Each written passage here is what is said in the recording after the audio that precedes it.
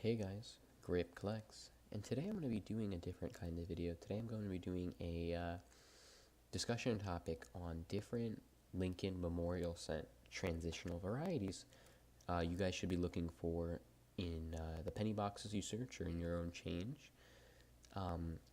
There are multiple years that span multiple decades to look for. Thankfully, it's only a small handful, so it's really not too difficult or daunting of a task. So there's three major transitional varieties. The first is the close AM, the second being the wide AM, and the third is only one you would look for on 1988 Lincoln Scents, and that is FS 901 wide AM. Now, when I say that, I don't want you to get that mixed up with the normal reverse design, which does have the letters A and M of America spaced apart.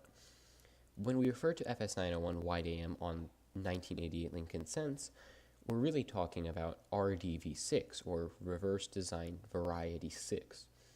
1988 Lincoln Scents from the Philadelphia and Denver Mint were supposed to feature RDV5, or Reverse Design Variety 5, which was characterized by a more spiked top, AM, thinner letters, and the FG, Frank Gasparo, by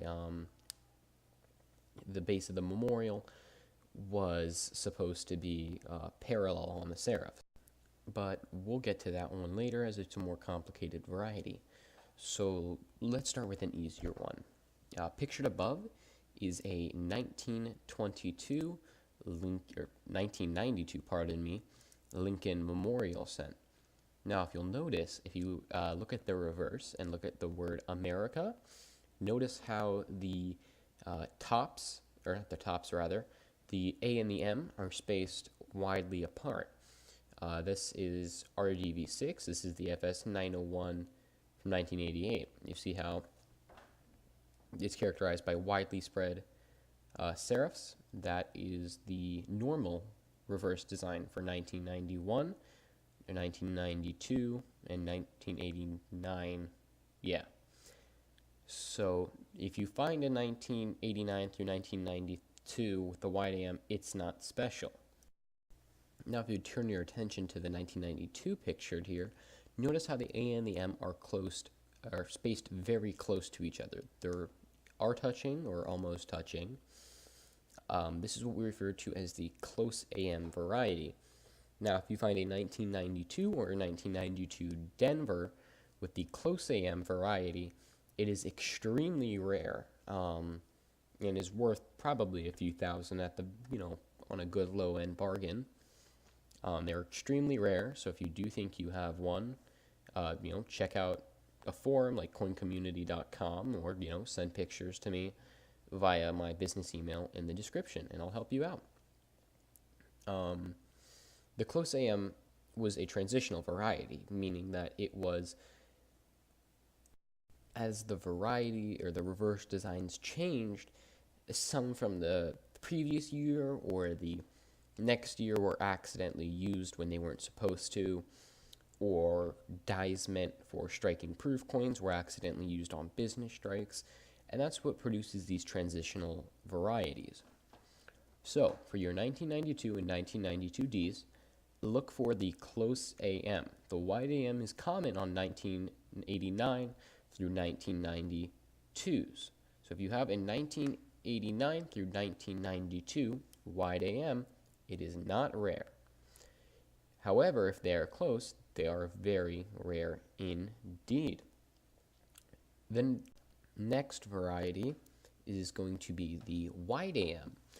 This variety occurred when reverse dies meant for striking proof coins at the San Francisco Mint were accidentally shipped to the Philadelphia Mint, and the reverse dies featured the wide AM reverse. And those dies were accidentally used to strike circulation or business strike coins. Now, your 1993 through 2008 Lincoln Scents should normally have the A and the M spaced close together, like they should normally. However, when these dies were shipped to the Philadelphia Mint, they had the wrong reverse on them.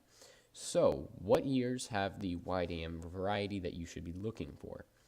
The 1998, 1999, and 2000s all are known to have the wide AM variety, so look for those. There is a rumor that there may in fact be a 1996 wide AM. The only known example of this piece belonged to a private collector who, when discovering the piece, was shortly after robbed and his collection stolen. So at this point, we don't know if that is an authentic variety. However, just in case, that just gives you another reason to check your 1996s besides the double diet obverse. So as for value for those, it's pretty simple. The 1998 is the first one, and that's semi-common in the terms of its population.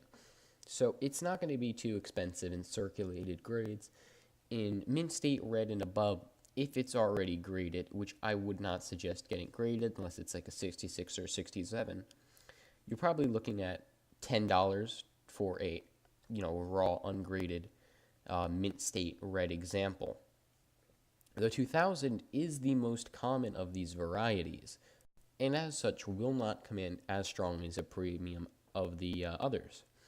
A 2000 wide AM in circulated state should probably sell for no more, if it's like a AU or low MS brown or red brown, probably will not sell for more than $3 to $5.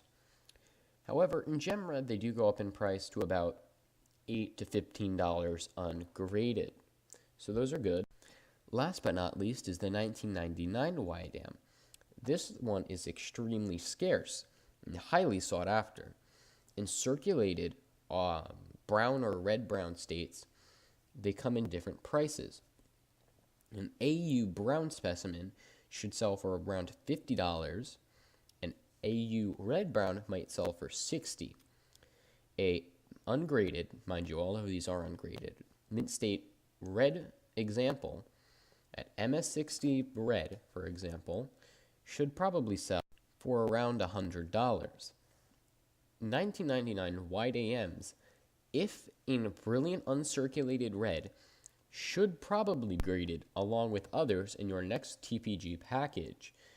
In certified MS62 red, these coins usually command about $150 to $200, so quite a nice piece if you do get lucky enough to find one. In mint state 65, these do go up in price and sell fairly inconsistently, so drawing a good price line is rather difficult. So keep your eye out for all of these, as they're all very good varieties and worth a good chunk of change. The last major transitional variety is the 1988 and 1988D RDV6s. This variety can be very confusing as it looks very similar to the 1988 RDV5s. So much so that if you look up this variety on PCGS CoinFacts, not a single one of their plate coins is attributed correctly. On an authentic 1988 RDV6, you should be able to notice on the FG initials, notice how on the G, that second serif actually comes into the letter and you have distinction. On the 1988 RDV5, there is no such distinction and it is a parallel line. On the RDV6, you actually have almost an L-shaped serif.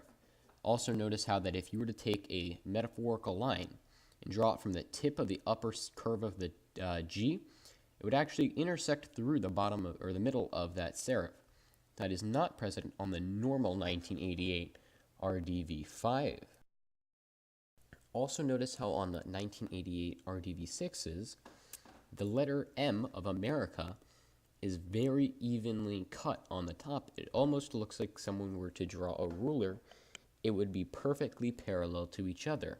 That is not like that on the 88 RDV5s. So that's another factor. The last one being that the A and the M and the E, the M being centered between them, is ever so slightly tilted to the right, or the M being closer to the E on the RDV5 Lincoln sense. Thank you very much for watching, and as always, leave a like if you guys enjoyed. Leave a comment down below if you have any other video requests about anything. varieties, coin grading, whatever you guys want. I'll be more than happy to inform and talk to you guys about. I'll end the video on this scrolling image of the first 1999 wide AM Lincoln cent I ever found.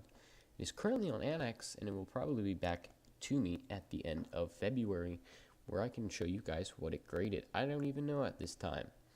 So thank you very much for watching, and have a great day.